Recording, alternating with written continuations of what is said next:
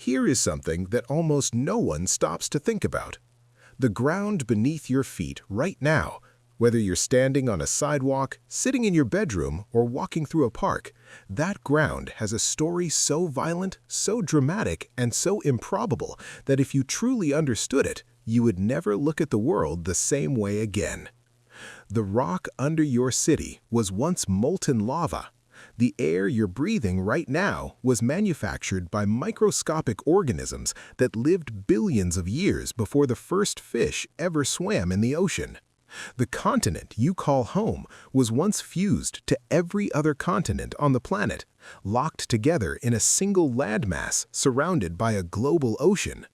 And the reason you exist at all, the reason mammals, humans, and civilization were ever possible is because a rock the size of a city came hurtling out of space and wiped out the dominant species on Earth.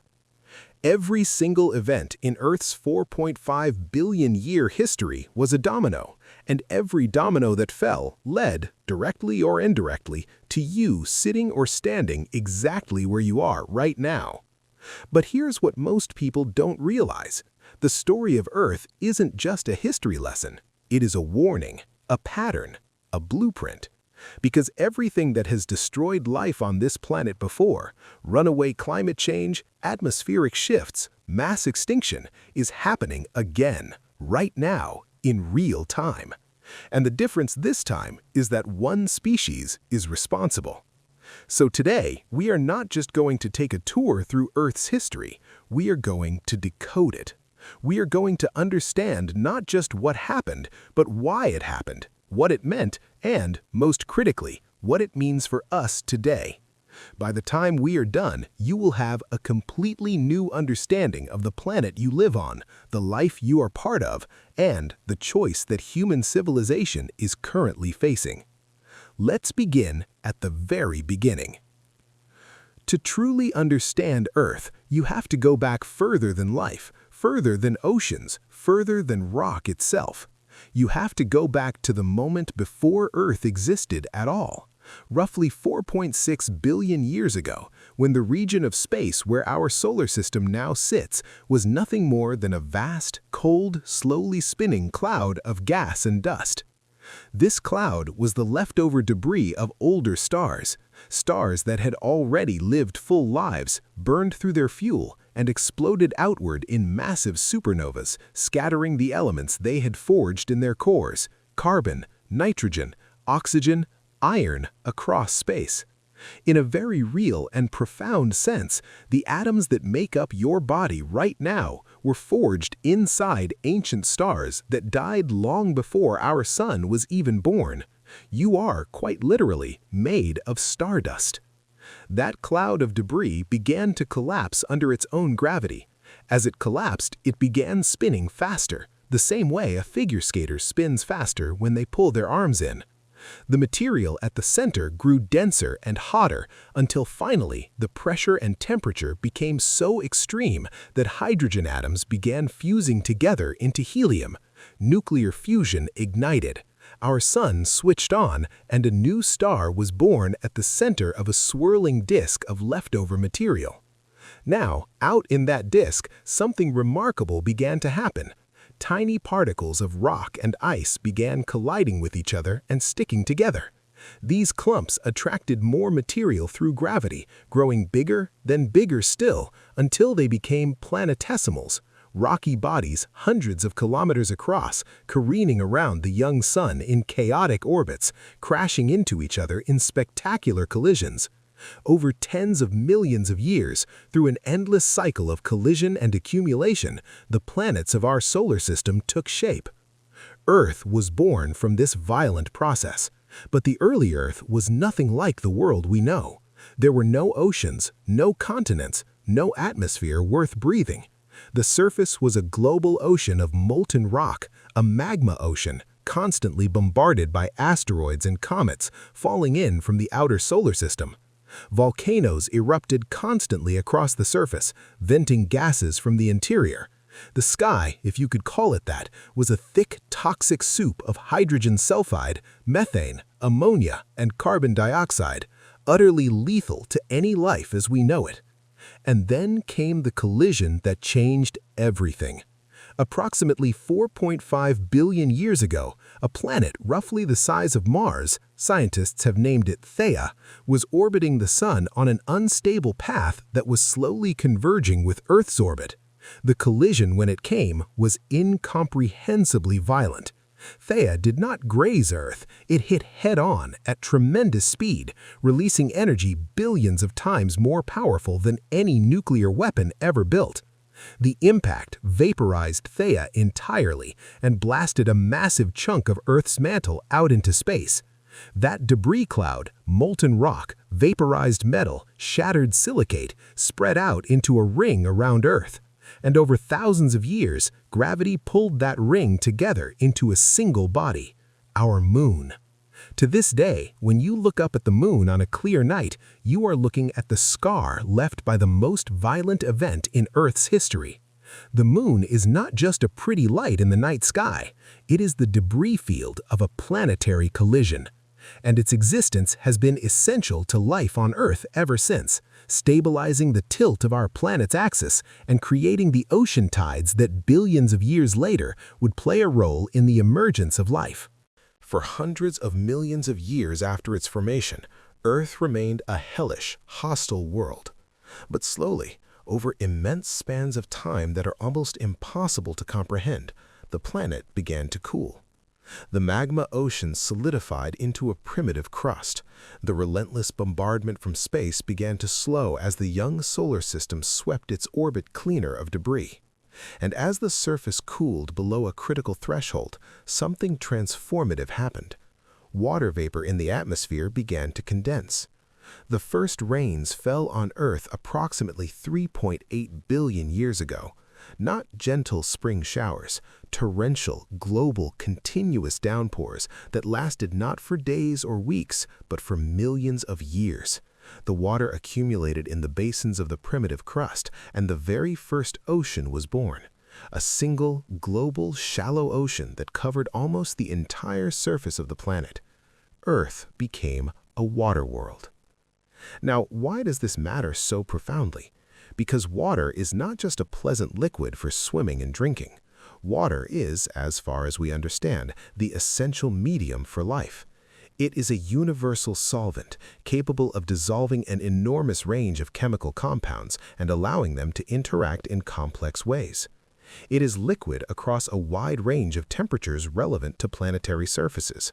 It is incredibly stable, and it has a unique property. It is less dense as a solid than as a liquid, which means ice floats, preventing oceans from freezing solid from the bottom up and allowing life to persist beneath frozen surfaces.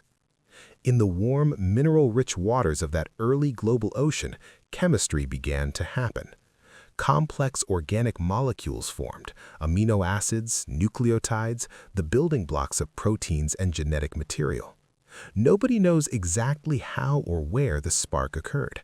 Some scientists believe it happened at hydrothermal vents on the ocean floor, where superheated, mineral-rich water created the perfect chemical environment for complex molecules to self-assemble.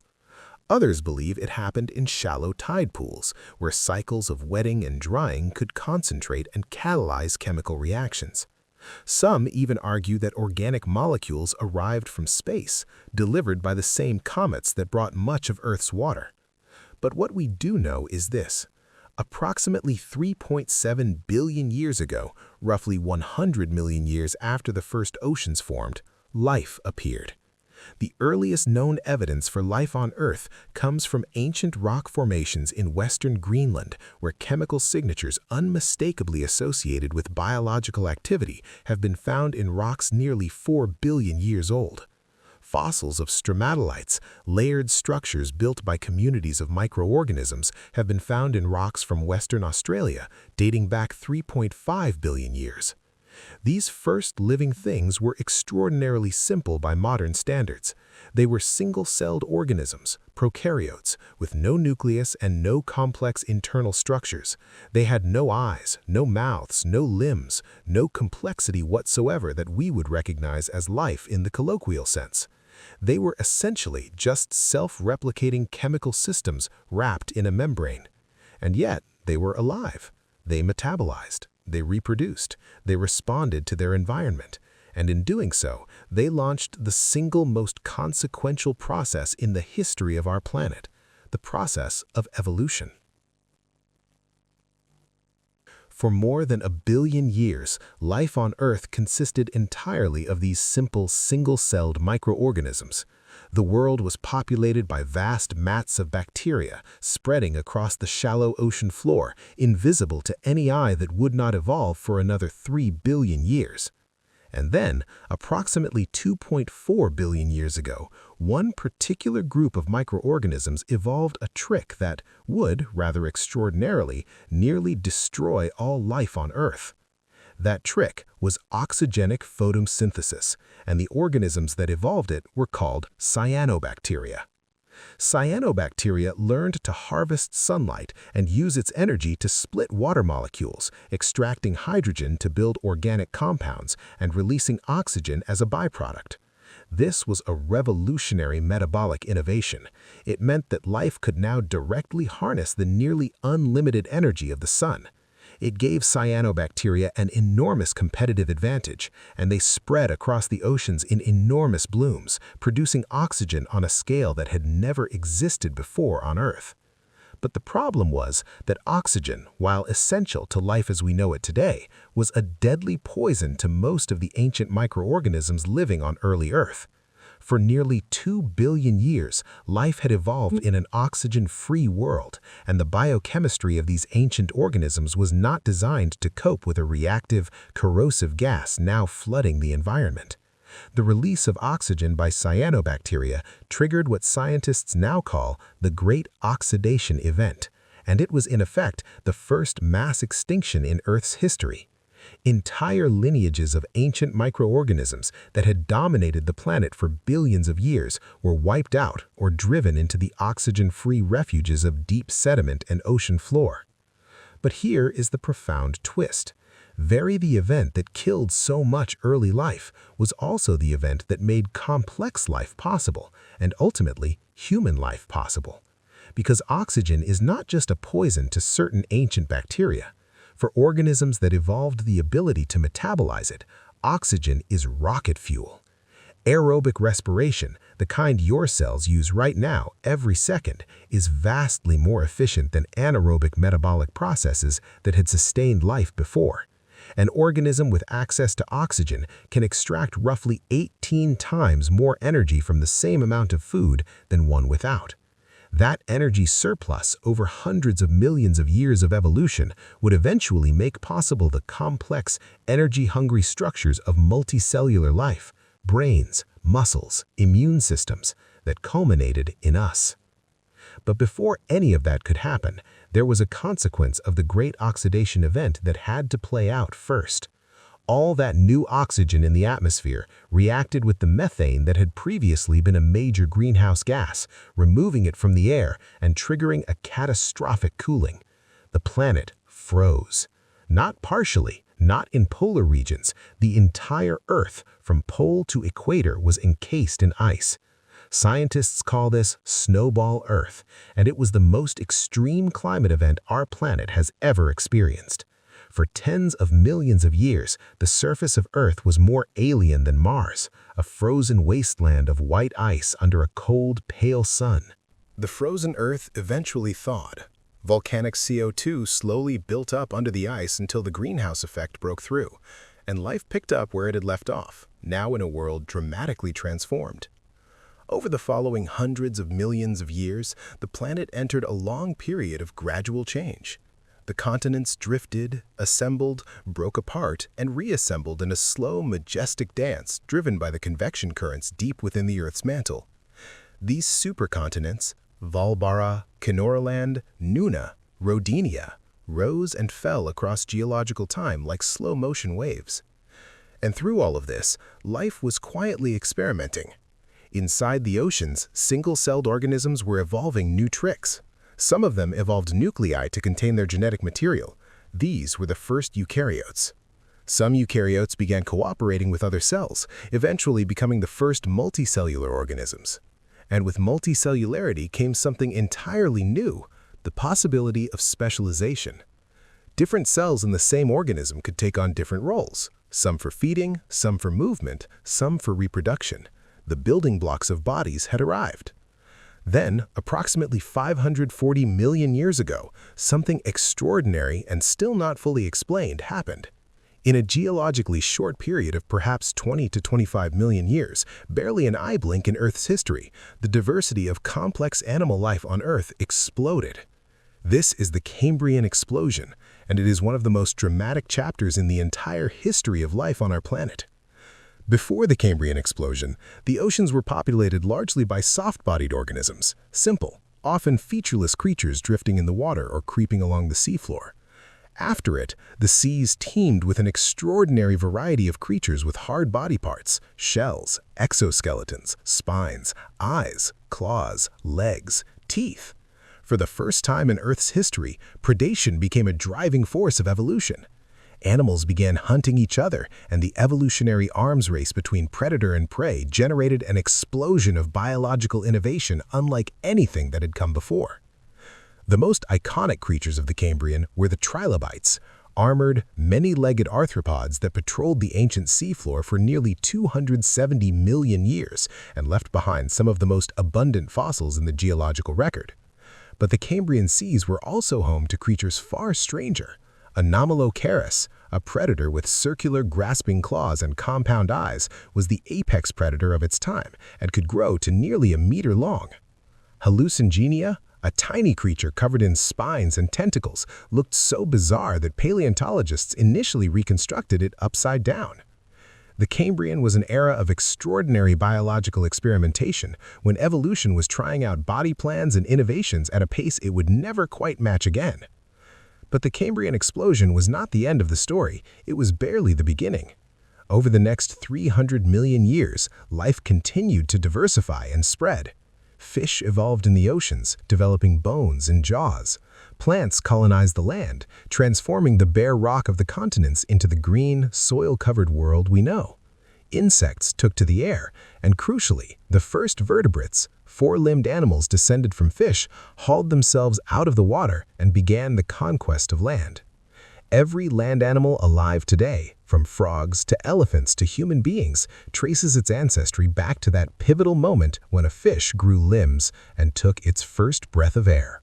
By 250 million years ago, Earth had assembled its final great supercontinent, Pangaea, a single vast landmass stretching from pole to pole, surrounded by a single global ocean called Panthalassa. The interior of Pangaea was dominated by vast, arid deserts, so far from the ocean that rain almost never reached the interior. Around the coasts and in the equatorial regions, life thrived. Forests of ancient conifers and ferns, vast swamps teeming with giant amphibians and the early ancestors of reptiles and mammals. It was a world alien in its geography, but recognizable in its richness of life. And then, approximately 252 million years ago, Earth came as close as it has ever come to losing life entirely. The Permian-Triassic mass extinction, known colloquially as the Great Dying, is the single worst catastrophe in the history of complex life on Earth. In a period of perhaps 60,000 years, less than the span of modern human history, approximately 96% of all marine species and 70% of all terrestrial vertebrate species were wiped out. The oceans became acidic and oxygen depleted. Coral reefs, which had been major features of Earth's seas for hundreds of millions of years, disappeared almost entirely. Entire ecosystems, which had taken hundreds of millions of years to build, collapsed in what amounts to an instant on geological time. What caused it? The leading culprit is volcanism on a scale we have never witnessed in human history. In what is now Siberia, enormous fissures opened in the Earth's crust and released flood basalts, rivers and sheets of lava that covered an area the size of Europe. The volcanic gases, carbon dioxide, sulfur dioxide, methane, poured into the atmosphere in quantities that triggered runaway greenhouse warming, acid rain, and ocean acidification simultaneously. The planet's climate destabilized catastrophically, and most life could not adapt fast enough to survive. The parallels to our current situation are deeply uncomfortable, and we will return to them. But the story did not end with the Great Dying. It never does. Because while extinction is a catastrophe for the species involved, it is also, from the perspective of geological time, an opportunity.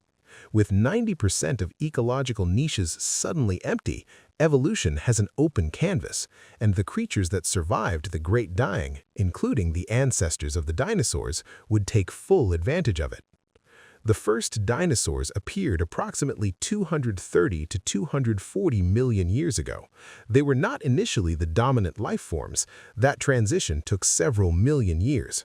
But by the early Jurassic period, around 200 million years ago, dinosaurs had become the undisputed masters of the land. And they would remain so for 135 million years, a reign of dominance that makes human civilization, at roughly 10,000 years old, seem like a passing moment. The dinosaur era was one of the most extraordinary chapters in Earth's history. Sauropods like Argentinosaurus grew to lengths of over 30 meters and weights exceeding 70 tons, the largest land animals ever to walk the Earth. Predators like Tyrannosaurus rex combined extraordinary sensory systems, powerful jaws capable of crushing bone, and surprisingly sophisticated social behaviors. And in the skies above them flew the pterosaurs, flying reptiles with wingspans exceeding 10 meters, while in the oceans, massive marine reptiles like mosasaurs and plesiosaurs dominated the seas. Meanwhile, Pangaea was slowly tearing itself apart. The Atlantic Ocean was opening. India was drifting northward toward Asia. The familiar shapes of today's continents were slowly emerging from the wreckage of the ancient supercontinent, though they would not reach their present positions for tens of millions of years more. And then, 66 million years ago, the reset button was pressed. A rock approximately 10 to 15 kilometers in diameter, wider than Mount Everest is tall, traveling at perhaps 20 kilometers per second, struck the shallow sea that covered what is now the Yucatan Peninsula of Mexico. The impact released more energy than 1 billion nuclear bombs. It triggered earthquakes, tsunamis, and volcanic eruptions around the world. But most devastatingly, it threw an enormous cloud of vaporized rock, soot, and dust into the upper atmosphere, a cloud so thick and widespread that it blocked sunlight across the entire planet for months, perhaps years. Plants died, the food chain collapsed, and the non-avian dinosaurs, which had dominated the planet for 135 million years, went extinct. Only the small, feathered dinosaurs, the birds, survived to carry their lineage forward. In the aftermath of the asteroid impact, the world was quiet. The forests, where they still stood, were thin and recovering. The large predators were gone. The ecological niches that had been filled by enormous reptiles for over 100 million years were suddenly vacant. And into that void, the mammals stepped. Mammals had existed during the dinosaur era, but they had been confined to the margins. Small, mostly nocturnal creatures scrambling through the undergrowth, never able to grow too large or diversify too extensively because the dinosaurs occupied nearly every large animal ecological niche. Now, with the dinosaurs gone, mammals were free to evolve in every direction at once. In the geological blink of an eye, a few tens of millions of years, mammals grew from the size of rats to the size of whales. They colonized the skies as bats, returned to the oceans as whales and dolphins, and spread across every continent and habitat on Earth in an extraordinary evolutionary radiation. Among all the mammalian lineages that emerged in the post-dinosaur world, one group would eventually produce the animal currently reading and listening to this script. The primates began their story in the forests of the early Paleogene period, roughly 55 to 60 million years ago. Small tree-dwelling creatures with grasping hands and forward-facing eyes adapted for judging distances in a three-dimensional forest environment. Over tens of millions of years, they evolved into progressively more complex forms: lemurs, monkeys, apes. Each step involving slightly larger brains, more complex social behaviors, and more flexible responses to the environment. Around 6 million years ago, in Africa, the lineage that would eventually lead to modern humans diverged from the lineage that would lead to chimpanzees. The earliest members of our evolutionary family, the hominins, were still substantially ape-like. They likely spent considerable time in trees. They had brains not much larger than those of modern chimpanzees. But one crucial adaptation set them apart and ultimately changed everything. They began, tentatively at first, to walk upright on two legs. Bipedalism freed the hands for carrying food, making tools, and eventually for the extraordinarily fine motor tasks, gesture, craft, care, that would define human civilization. But it came with costs. A narrower pelvis that made childbirth dangerous, a spine not perfectly designed for upright walking. Evolution rarely gives anything for free. Over the following millions of years, hominins diversified into multiple species, many of which coexisted, competed, and even interbred. They gradually developed larger brains. They developed stone tools, first crude, then increasingly refined. They learned to control fire, perhaps 800,000 to 1 million years ago, which was arguably the single most transformative technological development in human prehistory. Cooking food made it easier to digest and extracted more calories, supporting the evolution of even larger, more metabolically expensive brains. Fire provided warmth, protection, and light, extending the productive hours of the day and allowing habitation of colder regions. And fire created the hearth, the gathering place around which language, story, and social bonding deepened.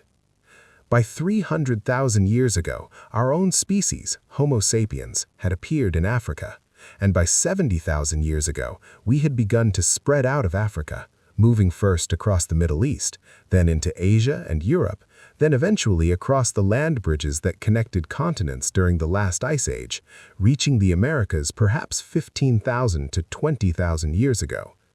Everywhere Homo sapiens went, the large mammals of the region eventually went extinct, a coincidence that is not a coincidence.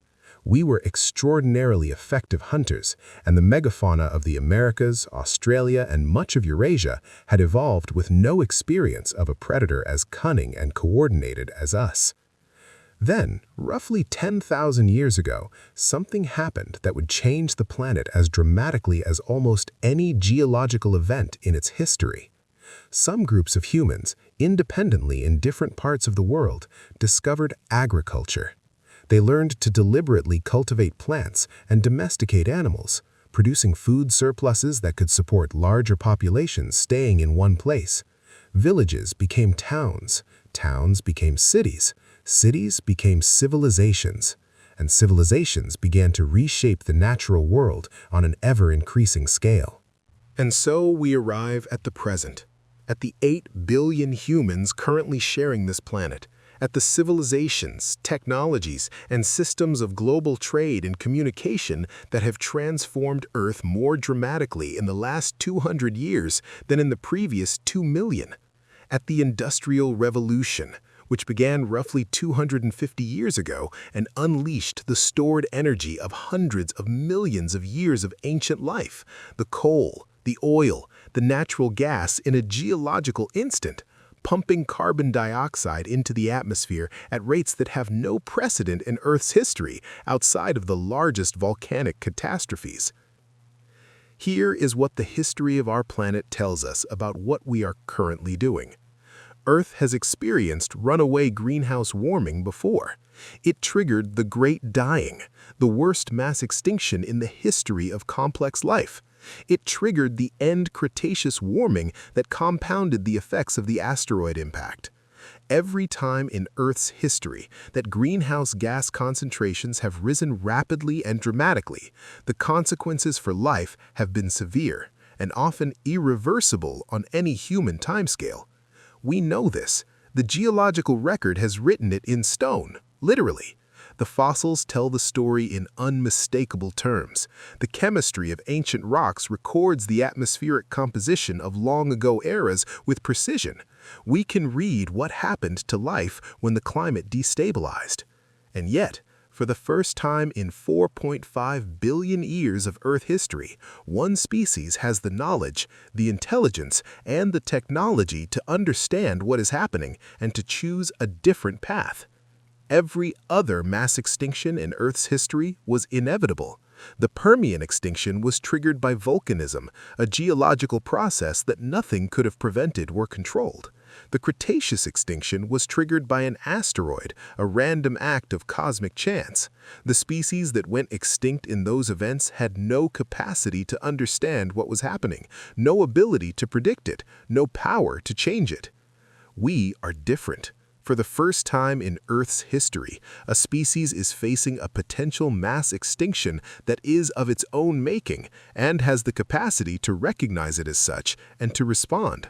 That is either the most terrifying or the most hopeful fact in the entire 4.5 billion year story of this planet, depending on what we choose to do with it.